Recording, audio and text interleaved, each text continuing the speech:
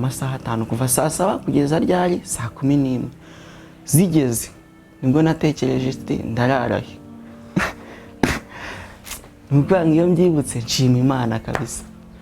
nahise nekereza ndararahe bibaza amasaha yose namaze nari gutekereza aho ndarara saa 11 zigeze nibwo natekereje ahantu ndarara nabati karabaye none mba ndazamutse ngiye ahantu bita ku Muhima ntago nari mazi nagendaga nkatakata mu muhanda mfite ubwoba mvuga ati imodoka zirangonga nta muntu numwe mvugisha kuko barambwiraga ati n'umuntu wambaye neza ni umujura umwitondere niko bambwiraga nyiba mu cyaro ati n'ujya Kigali umuntu wese uzabona uzamwitondere abaza rwose bambaye neza na congo ukagira ngo n'abantu kandi ari abajura bituma genda nkatakata kugeza saa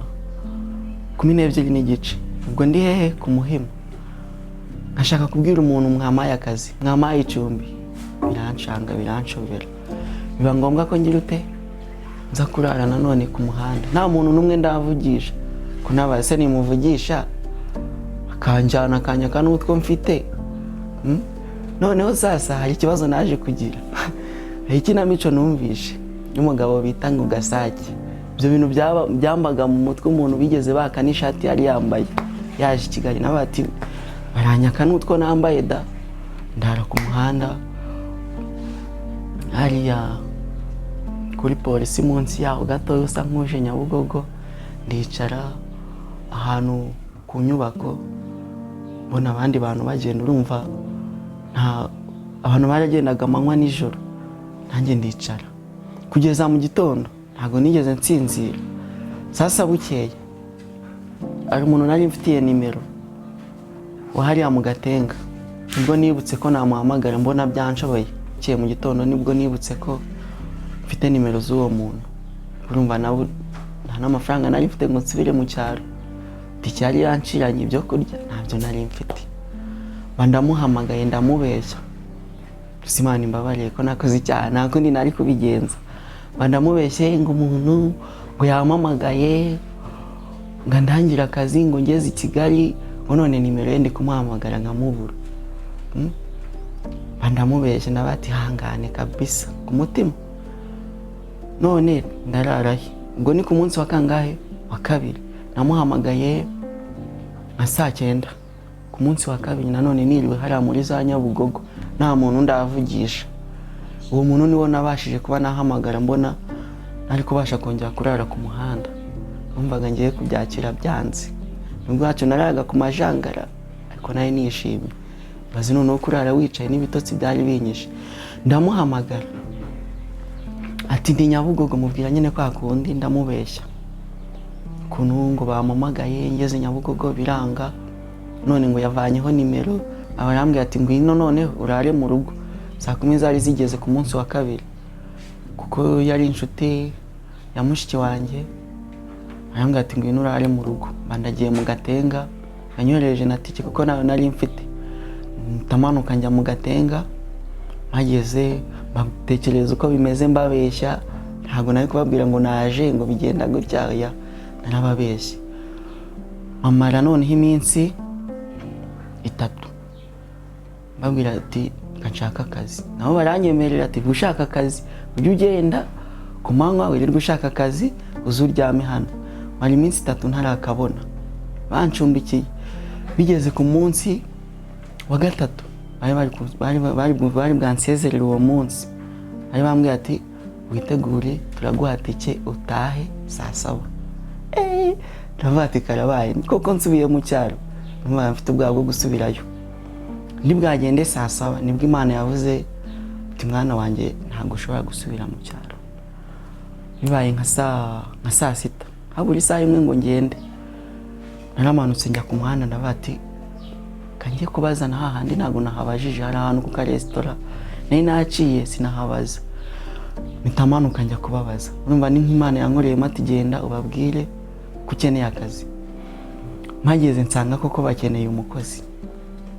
abamaye akazi bambwa ati tuzatuguhemba 15,000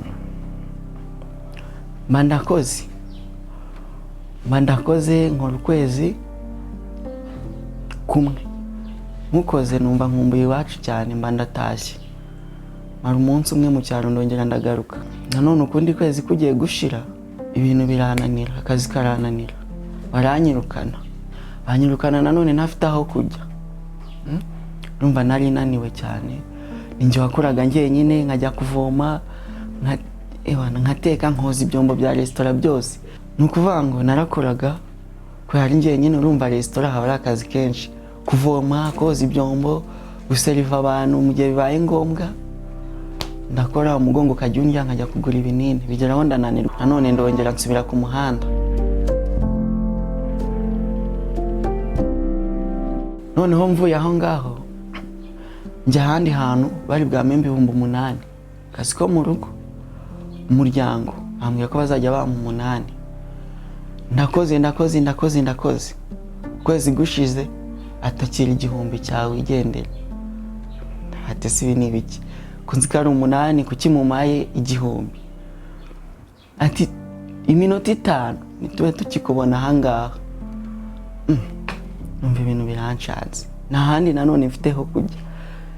byari bikomeye pe 1,000 ni sinari kugitegesha ngo ngeri wacu kwezi nari maze i Kigali mfise 1,000 koko nabati ibi ntabyo naragiye ndicara ahantu ku muhanda ndarira pe nibuka gusenga nari mu bantu bahakana Imana bitewe n'ibintu nacagamo nibuka gusenga nibuka ko Imana ibaho ndavata Imana wenda urumva iyo umuntu ahuye n'ibibazo bikomeye cyane nibwo agenda ahishurirwa ko Imana ibaho hari abantu bahakana Imana umuntu wabwira ati Imana ibaho akabihakana bitewe nuko atigeze ayibona noneho ngiye bamaye 1,000 bitanemera ko Imana ibaho ndabati kuva bamaye 1,000 bivuye mu bushake bw'Imana kandi sinari nyijijwe pe birancanga nk'umwana w'umuntu ariko numva nanone ngize umutima wo gukomera mba ndagiye ngeze ku muhanda ndicara ndarira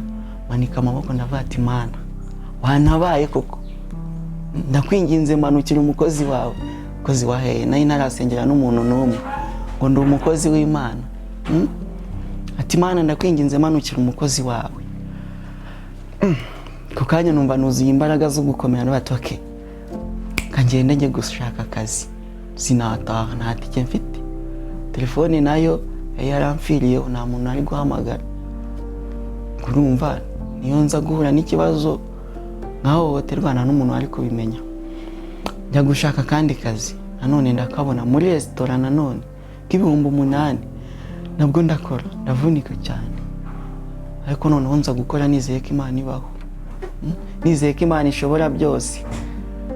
kuko nabonaga akazi k'8,000 nkabati Imana ushimwe kuko niyo ari kumbwira ati n'ubuntu nari kwemera ese niba udafite tikigucyura n'ubu ufite aho kuba urumva ni wakorera n'ubuntu pe sasa nza kukabona ko 8,000 nanone ku nshuro ya kangahe ubwo ni ya 3 nabwo ndakora biranga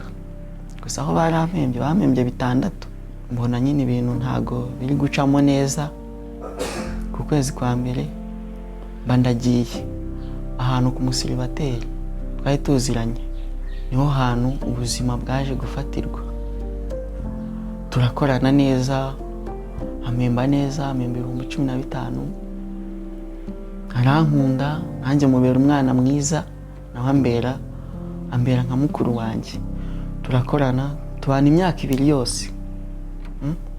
nibwo byagezeho sasa nangira nanjye kwiyubaka urumva imyaka 2 mpembwa 15 nari maze kugira icyo ngeraho yanjyanaga gusenga anjyanye gusenga nyuma nza gukizwa numva mbese yambereye umubyeyi pe gusa Imana izamuhembe yambereye umubyeyi yanjyanaga gusenga nkabona abantu kanegera imodoka kanegera moto nza gucanga mukamenya umujyi noneho nyuma nza kuvuga ati kananjye nakire Yesu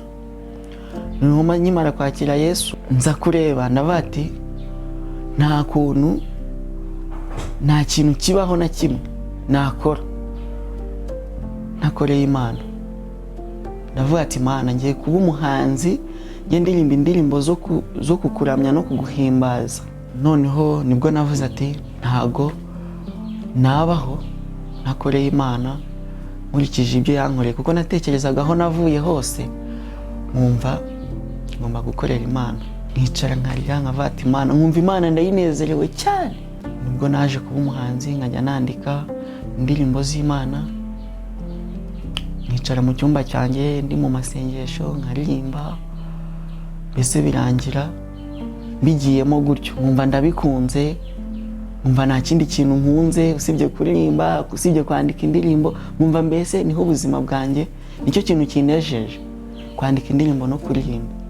nibyo bintu byanezezaga. None ubu tuvugana Imana yakinguye imiryango, nubwo naramenyekana nta n'ubushobozi wenda ndagira bwo kuba nakora indirimbo zihambaye, niko nabivuga ngo njye muri studio zikaze, ariko Imana yakinguye umuryango kuba nabona n'ibihumbi 15, 30 nkajya muri studio nkakora audio, bishimira Imana. Ubu tuvugana amaze gukora ama audio 2. Oh, sinzatinya Mwami Yesu yampaye ubutsinzi.